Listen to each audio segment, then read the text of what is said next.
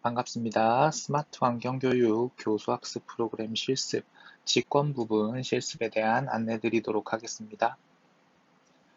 실습에 들어가기 전에 직권의 다양한 정보를 스마트 디바이스를 통해 수집하는 실험들을 위해서 센서의 기본적인 사용법을 숙지하셔야 하고요. 토양 관련 센서는 다른 종류의 센서에 비해서 사용법이 다소 복잡하고 측정 값을 확인하는 것에도 주의가 필요합니다. 일정 시간 측정 후 평균값을 활용하시거나 동일 시간 단위의 그래프를 겹쳐보는 등의 활동을 진행하실 수 있고요. 아웃라이어, 이상치 등은 적절하게 제거하시는 것이 좋고 실험 전에 이런 사항을 학생들이 숙지하고 있다면 혼란이 좀 적을 것이라고 예상됩니다.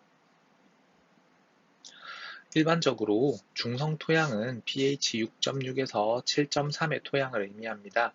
산성 토양과 염기성 토양이 나쁜 토양이 아니라는 것을 학생들이 꼭 알고 있을 필요가 있습니다. 식물군에 따라서 성장 가능한 토양의 종류가 매우 다양하며 특정 종류의 식물군은 상성 토양에서 특정 종류의 식물군은 염기성 토양에서 잘 자라기 때문에 실제 농업 활동을 하시거나 혹은 식물 성장과 관련된 작업을 하시는 분들은 토양의 pH를 적절하게 조절해주는 활동들을 진행하는데 이때 중성 토양을 기준으로 세팅하는 것이 아니라 식물이 잘 생장할 수 있는 환경을 조사치료 레퍼런스를 이용해서 확인하거든요. 그래서 중성 토양은 좋고 염기성 토양, 산성 토양은 나쁘다라는 인식이 생기지 않도록 좀 유의를 해주시기를 부탁드립니다. 하지만 매우 강한 산성을 지닌 토양, 일반적으로 pH 4.5 이하를 말하고요. 매우 강한 염기성을 지닌 토양, pH 9.0 이상을 말합니다. 이런 경우에는 거의 대부분의 식물군들이 존재하기가 어렵기 때문에 우리가 토양 산성화를 막거나 혹은 토양 염기성화를 막는다라는 기준은 이런 극단적인 pH 값을 갖지 않도록 하는 것을 의미합니다. 또한 토양 습도는 그 표현 방법이 굉장히 다양합니다. 기하값으로 표현되는 경우도 있고요. 저항값으로 표현되는 경우도 있고요. CMPH라고 해서 센티미터당 장력값으로 표현되는 경우도 있고 되게 다양한데요. 저희가 개발한 디바이스는 전기적 특성을 활용해서 이제 토양 수분량을 측정하기 때문에 저항값으로 표현이 되고요.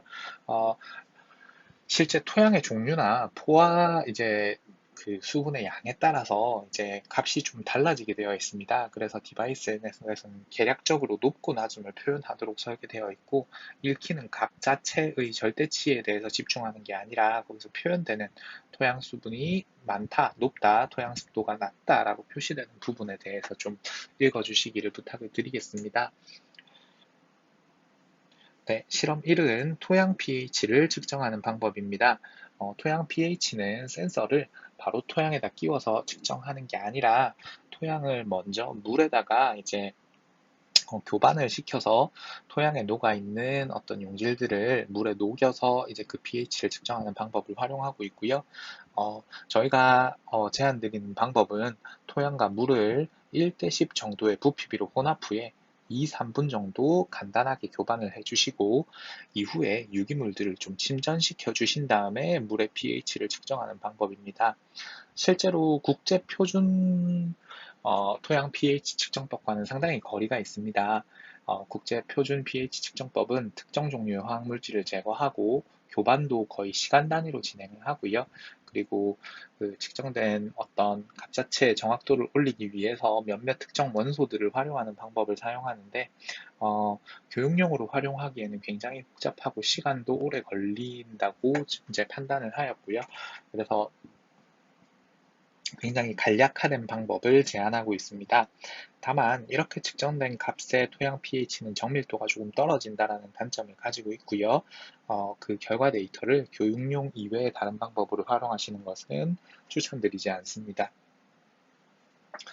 토양 pH를 측정하는 방법은 안내드린 바와 같이 이렇게 물과 토양을 10대 1의 비율로 준비하여 주신 다음에 이렇게 섞어 주시고요. 얘를 그냥 유리막대를 이용해서 간단하게 이렇게 저어 주시면 되겠습니다. 교반기 같은 건 굳이 활용하실 필요는 없을 것 같고요. 한 1분에서 2, 3분, 최대한 3분 정도 충분히 저어 주셨다라고 생각이 되면 요걸 이제 가만히 놔두시게 되면 이렇게 유기물들이 침전되고 위에 부유물들이 떠오르게 됩니다. 정상적인 측정 방법은 이 부유물들을 제거해 주시고요. 여기 있는 침전수에다가 이제 pH 센서를 직접 활용해서 측정을 해 주시면 되겠습니다. pH 센서도 사실 보정이 필요한 센서이고요. 여기 있는 pH 7 버퍼 용액과 4 버퍼 용액을 이용해서 센서를 먼저 보정을 해주신 다음 증류수로 한번 깨끗하게 씻어주시고 이제 센서를 이용해서 결과를 측정해 주시면 되겠습니다.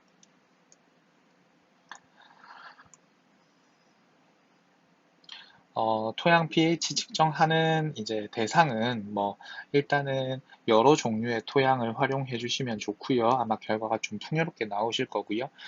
일부 저희가 개발한 교수학습 프로그램에서는 pH를 사전 조절한 묽은 염산이나 수산화나트륨을 이용해서 pH를 사전 조절한 토양을 활용하기도 합니다. 그것도 나름대로 강산성 토양이나 어떤 강염기성 토양의 샘플로서는 의미가 있을 것 같고요. 실제로 이제 화분, 화단, 운동장, 잔디 요런 다양한 토양들을 활용해 보시면 생각보다 좀 다양한 형태의 다양한 값을 보실 수가 있을 거라고 예상하고 있습니다. 참고 자료로 미국 농부 천연자원 보존 서비스에서 제공하는 이제 토양 pH를 구분하는 방법인데요. 여기 있는 뉴트럴 중성 토양이 6.6에서 7.3으로 나타나 있는 걸 확인하실 수가 있고요. 실제로 식물이 어렵지 않게 생장하는 범위는 요 정도라고 합니다. 여기 알칼리성부터 시작해서 여기 있는 적당한 산성 혹은 여기 강산성 요 정도 수준까지가 식물이 적당히 살 수 있는 범위라고 합니다. 실제 pH 8.0을 넘거나 혹은 5.0 미만의 경우에는 식물 생장이 조금 많이 어렵다고 하고요. 4.5 미만 혹은 9.0 이상의 토양에서는 생존하는 식물을 거의 찾아볼 수 없다라고 합니다. 어, 혹시나 이제 중고등학교에서는 이제 여러 가지 식물군들의 레퍼런스를 이용해서 특정 식물들은 이런 부분에서 잘 살고 있다, 특정 식물들은 이런 부분에서 잘 살고 있다, 이런 식으로 이제 확인을 해 보시는 것도 의미 있는 작업이 될 수 있을 것이라고 생각을 합니다. 다음 두 번째 실험은 토양 습도 측정하기입니다. 토양이 함유하고 있는 수분의 양을 측정하는 실험이고요. 일반적으로 시중에 나와 있는 다양한 센서들이 이 값들을 표현하는 방법이 되게 다양합니다. 퍼센트 단위로 표현되는 게 가장 직관적으로 이해하기는 좋을 것 같은데요. 문제는 이렇게 퍼센트 단위로 측정했을 때 학생들이 예를 들어서 100ml의 토양 속에 수분 함량이 50%다라고 한다면 그 중에 50%가 물이다라고 이런 식으로 이해를 해버릴까봐 좀 걱정이 되거든요. 이거는 절대값이 아니라 실제로 토양 수분은 상대값입니다. 그래서 토양 수분이 100%라고 한다면 그 토양이 100% 물로 이루어져 있다는 뜻이 절대 아니고요.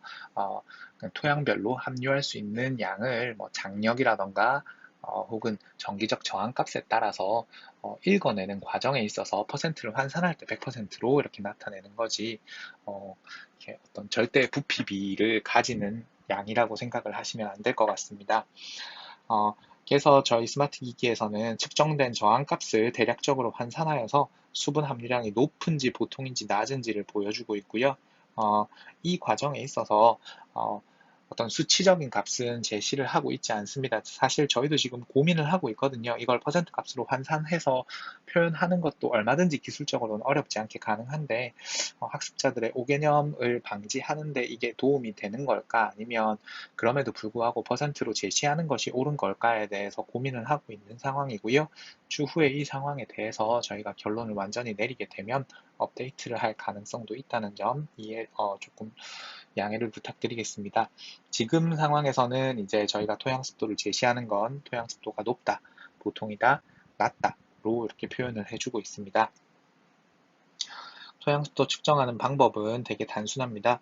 여기 있는 토양 습도 센서를 먼저 연결을 해주시고요. 그리고 토양 습도 센서가 보면은 이런 식으로 전극으로 이렇게 생겨 있는 걸 확인하실 수가 있거든요. 이렇게 전극으로 두 개가 이렇게 이루어져 있는데 요 두 전극이 토양에 이렇게 충분히 묻히도록 꼽아주시면 되겠습니다. 이렇게 꼽아주시고 결과치를 읽어주시면 되고요. 여기에 이 결과치에 보면 토양 습도를 측정한 저항값 자체는 그냥 바로 숫자로 표현이 되고요. 그리고 여기에 이제 이 측정된 저항값에 따라서 토양 수분이 많은지 보통인지 적은지를 판단해서 여기 있는 어플리케이션에서 출력되도록 이렇게 설정이 되어 있습니다. 그래서 죄송합니다. 여기 뭐가 좀 잘못되어 있네요. 이건 아닌 것 같고요. 토양 종류에 따라서 이제 토양 습도가 어떻게 유지되는지를 확인해 보면 되는데요. 실제로 뭐 화분 토양 같은 경우에 물을 조금만 주지 않아도 생각보다 습도가 빨리 떨어지는 것을 확인하실 수가 있고요. 화단 토양 같은 경우는 화단의 종류에 따라서 굉장히 다르게 나타납니다. 그러니까 애초에 대지가 이렇게 있고요. 여기 윗부분을 포장을 해서 이제 아스콘 포장을 해서 땅으로 만든 경우, 그리고 이 부분을 화단으로 쓰는 경우에는 습도가 쉽게 떨어지지 않는 모습을 확인하실 수가 있고요. 반대로 대지 위에 아예 통으로 아스콘 포장을 하고 요 위에다가 이제 얇은 흙을 채운 화단 같은 경우에는 굉장히 빠른 속도로 토양 수분이 줄어드는 모습을 날씨에 따른 변화를 쉽게 확인하실 수가 있습니다. 운동장 흙 같은 경우는요, 이제 그 기본적으로 운동장을 이루는 흙이 이제 모래로 이루어져 있고, 걔들 같은 경우는 이제 함수율이 굉장히 떨어지는 종류의 토양이거든요. 그래서 날씨가 조금만 좋아도 이제 수분 함유량이 굉장히 낮은 것을 확인하실 수가 있고요.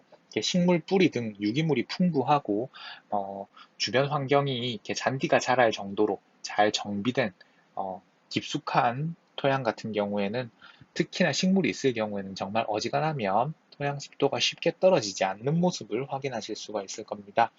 이런 식으로 다양한 종류의 토양을 한번 확인해 보시고 왜 이런 결과가 나왔는지를 학생들이랑 한번 논의해 보시는 것도 도움이 되실 것 같고요.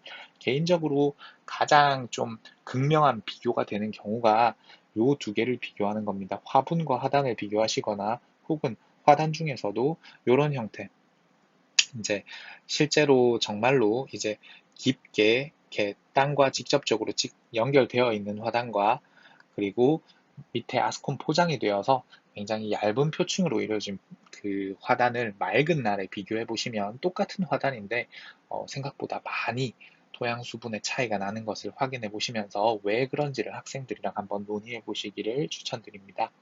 네, 수고하셨습니다.